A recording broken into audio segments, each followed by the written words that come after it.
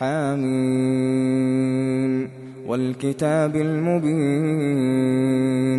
إنا جعلناه قرآنا عربيا لعلكم تعقلون وإنه في أم الكتاب لدينا لعلي حكيم أفنضرب عنكم الذكر صفحا أن كنتم قوما مسرفين وكم أرسلنا من نبي في الأولين وما يأتيهم من نبي إلا كانوا به يستهزئون فأهلكنا أشد منهم بطشا ومضى مثل الأولين ولئن سألتهم من خلق السماوات والأرض ليقولن خلقهن العزيز العليم الذي جعل لكم الأرض مهدا وجعل لكم فيها سبلا لعلكم تهتدون والذي نزل من السماء ماء بقدر فأنشرنا به بلدة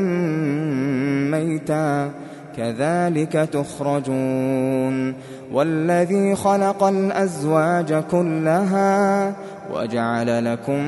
من الفلك والأنعام ما تركبون لتستووا على ظهوره ثم تذكروا نعمة ربكم إذا استويتم عليه وتقولوا سبحان الذي سخر لنا هذا وما كنا له مقرنين وإنا إلى ربنا لمنقلبون وجعلوا له من عباده جزءا إن الإنسان لكفور مبين أم اتخذ مما يخلق بنات وأصفاكم بالبنين وإذا بشر أحدهم بما ضرب للرحمن مثلا ظل وجهه مسودا وهو كظيم أومن ينشأ في الحلية وهو في الخصام غير مبين وجعلوا الملائكة الذين هم عباد الرحمن إناثا أشهدوا خلقهم ستكتب شهادتهم ويسألون وقالوا لو شاء الرحمن ما عبدناهم ما لهم بذلك من علم إن هم إلا يخرصون أم آتيناهم كتابا من قبله فهم به مستمسكون بل قالوا إنا وجدنا آباءنا على أمة وإنا على آثارهم مهتدون وكذلك ما أرسلنا من قبلك في قرية من نذير إلا قال مترفوها إنا وجدنا آباءنا على أمة وإنا على آثارهم مقتدون قال أولو جئتكم بأهدى مما وجدتم عليه آباءكم قالوا إنا بما أرسلتم به كافرون فانتقمنا منهم فانظر كيف كان عاقبة المكذبين وإذ قال إبراهيم لأبيه وقومه إنني براء مما تعبدون إلا الذي فطرني فإنه سيهدين وجعلها كلمة باقية في عقبه لعلهم يرجعون بل متعت هؤلاء وآباءهم حتى جاءهم الحق ورسول مبين ولما جاءهم الحق قالوا هذا سحر وإنا به كافرون وقالوا لولا نزل هذا القرآن على رجل من القريتين عظيم أهم يقسمون رحمة ربك نحن قسمنا بينهم معيشتهم في الحياة الدنيا ورفعنا بعضهم فوق بعض درجات ليتخذ بعضهم بعضا سخريا ورحمة ربك خير مما يجمعون ولولا أن يكون الناس أمة واحدة لجعلنا لمن يكفر بالرحمن لبيوتهم سقفا من فضة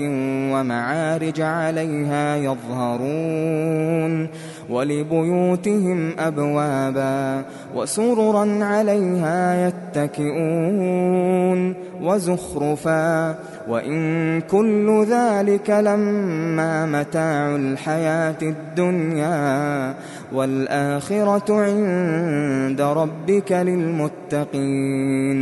ومن يعش عن ذكر الرحمن نقيض له شيطانا فهو له قرين وإنهم ليصدونهم عن السبيل ويحسبون أنهم مهتدون حتى إذا جاءنا قال يا ليت بيني وبينك بعد المشرقين فبئس القرين ولن ينفعكم اليوم إذ ظلمتم أنكم في العذاب مشتركون أفأنت تسمع الصم أو تهدي العمي ومن كان في ضلال مبين فإما نذهبن بك فإنا منهم منتقمون أو نرينك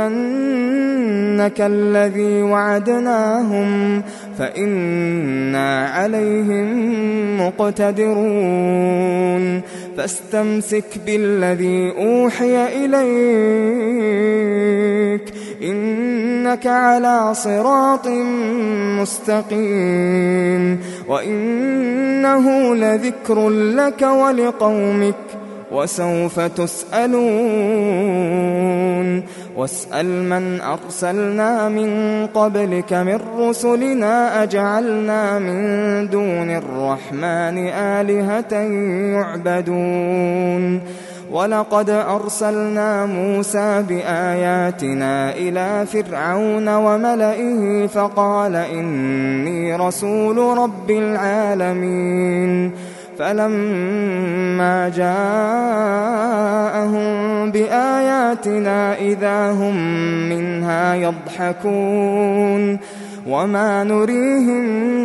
من آية إلا هي أكبر من أختها وأخذناهم بالعذاب لعلهم يرجعون وقالوا يا أيها الساحر ادع لنا ربك بما عهد عندك إننا لمهتدون فلما كشفنا عنهم العذاب إذا هم ينكثون ونادى فرعون في قومه قال يا قوم أليس لي ملك مصر وهذه الأنهار تجري من تحتي أفلا تبصرون أم أنا خير من هذا الذي هو مهين أم أنا خير من هذا الذي هو مهين ولا يكاد يبين فلولا ألقي عليه أسورة من ذهب أو جاء معه الملائكة مقترنين فاستخف قومه فأطاعوه إنهم كانوا قوما فاسقين فلما آسفونا انتقمنا منهم فأغرقناهم أجمعين فجعلناهم سلفا ومثلا للآخرين ولما ضرب ابن مريم مثلا إذا قومك منه يصدون وقالوا أآلهتنا خير أم هو ما ضربوه لك إلا جدلا بل هم قوم خصمون إن هو إلا عبد أنعمنا عليه وجعلناه مثلا لبني إسرائيل ولو نشاء لجعلنا منكم ملائكة في الأرض يخلفون وإنه لعلم للساعة فلا تمترن بها واتبعون هذا صراط مستقيم ولا يصدنكم الشيطان إنه لكم عدو مبين ولما جاء عيسى بالبينات قال قد جئتكم بالحكمة ولأبين لكم بعض الذي تختلفون فيه فاتقوا الله وأطيعون إن الله هو ربي وربكم فاعبدوه هذا صراط مستقيم فاختلف الأحزاب من بينهم فويل للذين ظلموا من عذاب يوم أليم هل ينظرون إلا الساعة أن تأتيهم بغتة وهم لا يشعرون الأخلاء يومئذ بعضهم لبعض عدو إلا المتقين يا عباد لا خوف عليكم اليوم ولا أنتم تحزنون الذين آمنوا بآياتنا وكانوا مسلمين ادخلوا الجنة أنتم وأزواجكم تحبرون يطاف عليهم بصحاف من ذهب وأكواب وفيها ما تشتهيه الأنفس وتلذ الأعين وأنتم فيها خالدون وتلك الجنة التي أورثتموها بما كنتم تعملون لكم فيها فاكهة كثيرة منها تأكلون إن المجرمين في عذاب جهنم خالدون لا يفتر عنهم وهم فيه مبلسون وما ظلمناهم ولكن كانوا هم الظالمين ونادوا يا مالك ليقض علينا ربك قال إنكم ماكثون لقد جئناكم بالحق ولكن أكثركم للحق كارهون أم أبرموا أمرا فإنا مبرمون أم يحسبون أنا لا نسمع سرهم ونجواهم بلى ورسلنا لديهم يكتبون قل إن كان للرحمن ولد فأنا أول العابدين سبحان رب السماوات والأرض رب العرش عما يصفون فذرهم يخوضوا ويلعبوا حتى يلاقوا يومهم الذي يوعدون وهو الذي في السماء إله وفي الأرض إله وهو الحكيم العليم وتبارك الذي له ملك السماوات والأرض وما بينهما وعنده علم الساعة وإليه ترجعون ولا يملك الذين يدعون من دونه الشفاعة إلا من شهد بالحق وهم يعلمون ولئن سألتهم من خلقهم ليقولن الله فأنى يؤفكون وقيله يا رب إن هؤلاء قوم لا يؤمنون فاصفح عنهم وقل سلام فسوف يعلمون.